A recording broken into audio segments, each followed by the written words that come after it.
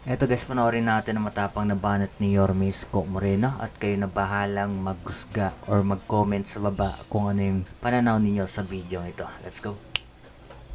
Subukan niyong gawin yan sa harapan ko ngayon. Iohoyo ko kayong lahat. Pakiusap ko sa DPWH. Pag kayo magtatayo ng gusali o infrastruktura sa lugar na ipinagbabawal ng batas, saan ka nakakita? Pera ng congressman, pera ng taong bayan. Magpapatayo ng barangay hall sa bangketa. Ano ba pakialam mo? Kala ko ba tagagawa kayo ng batas? Bakit kayo nagtatayo ng barangay hall at building sa tapat ng eskwelahan? Na sakripisyo ang teacher, estudyante, para lang ma-display nyo mga pangalan ninyo sa mata ng publiko na kayo'y may ginawa.